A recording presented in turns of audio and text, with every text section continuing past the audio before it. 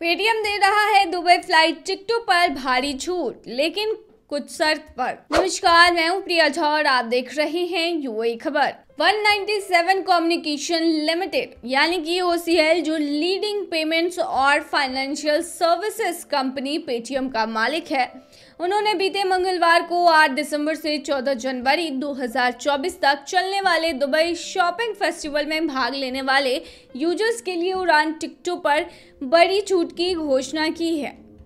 1 महीने तक चलने वाला यह फेस्टिवल लग्जरी, एंटरटेनमेंट और कल्चर रिचनेस के तत्वों को एक साथ जोड़ते हुए एक अद्भुत खरीदारी का अनुभव लोगों को प्रदान करता है।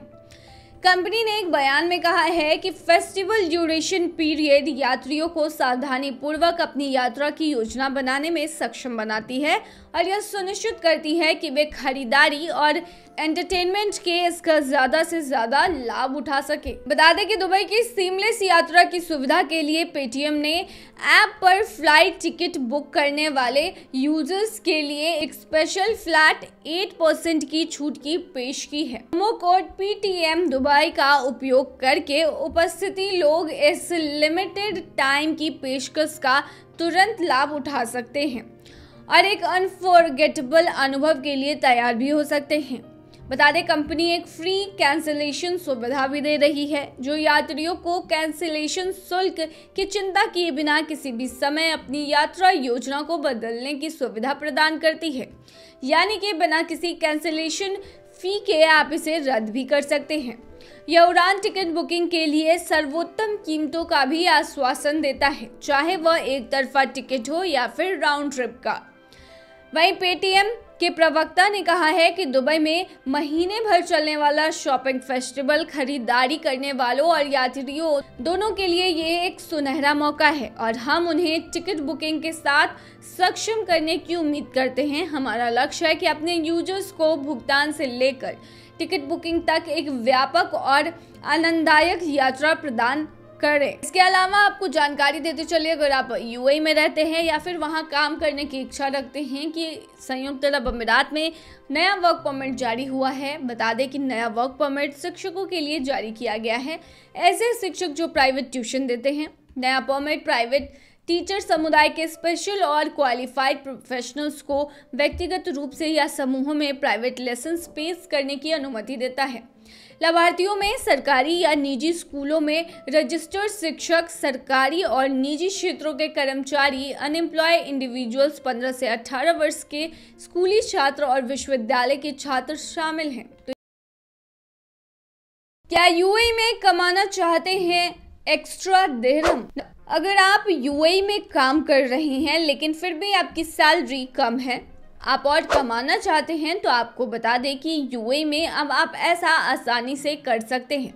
या फिर आप यूएई में पढ़ाई कर रहे हैं और एक्स्ट्रा पॉकेट मनी के लिए काम करना चाहते हैं, तो आप बिल्कुल सही जगह आए हैं। चलिए आपको बताते हैं कि आखिर आप कैसे यूएई में सेकंड इनकम अर्न कर सकते हैं। अगर आसानी से आप यूएई में सेकंड इनकम अर्न करना चाहते हैं, तो आप यूएई में बच्चों को ट्यूशन दे सकते हैं। बता दें कि बीते दिन ही यूएई में प्राइवेट ट्यूशन वर्क परमिट जारी किया गया है, जिसके जरिए आप यूएई में रहते हुए एक सेकंड इनकम जनरेट कर सकते हैं। इसके लिए सबसे पहले आपको परमिट लेना होगा। चलिए इस नए परमिट के बारे में हम आपको विस्तार से जानकारी दे देते हैं। नया वर्क परमिट शिक्षकों के लिए जारी किया गया है। ऐसे शिक्षक जो प्राइवेट ट्यूशन देते हैं। नया परमिट प्राइवेट टीचर समुदाय के स्पेशल और क्वालिफाइड प्रोफेशनल को व्यक्तिगत रूप से समूहों में प्राइवेट लेसन पेश करने की अनुमति देता है। लाभार्थी में सरकारी या निजी स्कूलों में रजिस्टर्ड शिक्षक, सरकारी या फिर प्राइवेट क्षेत्रों के कर्मचारी, अनएम्प्लॉयड इंडिविजुअल्स, 15 से 18 वर्ष के स्कूली छात्र और विश्वविद्यालय के छात्र शामिल हैं। बता दें, मिनिस्ट्री ऑफ ह्यूमन रिसोर्सेज और शिक्षा मंत्रालय द्वारा संयुक्त रूप से शुरू किए गए इस परमिट का उद्देश्य इलीगल प्राइवेट ट्यूशन पर रोक लगाना है। योग्य आवेदक मानव संसाधन और अमीरात मंत्रालय के डिजिटल प्लेटफॉर्म के माध्यम से परमिट के लिए रिक्वेस्ट प्रस्तुत कर सकते हैं। परमिट 2 साल के लिए फ्री दिया जाता है। मिनिस्ट्री ऑफ ह्यूमन रिसोर्सेज ने कहा है कि यह योग्य व्यक्तियों को अनुमति देता है जिन्हें प्राइवेट लाइसेंस पेश करने और प्रत्यक्ष आय उत्पन्न करने की अनुमति दी जाती है, बशर्ते वे मंत्रालय द्वारा अप्रूव्ड आचार संहिता यानी कि कोड ऑफ कंडक्ट दस्तावेज पर हस्ताक्षर करें। मंत्रालय से अनुमति के बिना प्राइवेट लाइसेंस की पेशकश करने वाले व्यक्तियों पर जुर्माना भी लगाया जाएगा। मंत्रालय ने जुर्माने की राशि निर्दिष्ट नहीं किया है या फिर कोई भी दंड का डिटेल फिलहाल नहीं बताया है। तो आप परमिट के लिए अप्लाई कर सकते हैं और इस तरीके से आप कुछ समय निकाल कर बच्चों को पढ़ा सकते हैं, ट्यूशन दे सकते हैं और आप एक्स्ट्रा इनकम, एक्स्ट्रा दिरहम जो है वो कमा सकते हैं यूएई में।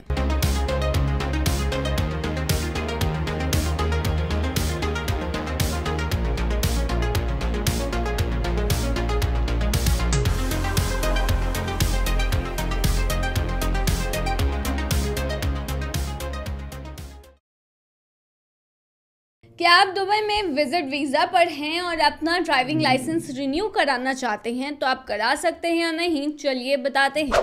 बता दें कि खलीज टाइम की एक रिपोर्ट में एक व्यक्ति ने पूछा कि मैं कई वर्षों से दुबई का निवासी था और मेरे पास ड्राइविंग लाइसेंस भी था। अब मैं विजिट वीज़ा पर लंबे समय के बाद फिर से दुबई में हूँ और मेरा ड्राइविंग लाइसेंस समाप्त हो गया है। क्या मैं विजिटर वीज़ा पर रहते हुए अपना ड्राइविंग लाइसेंस रिन्यू करा सकता हूँ?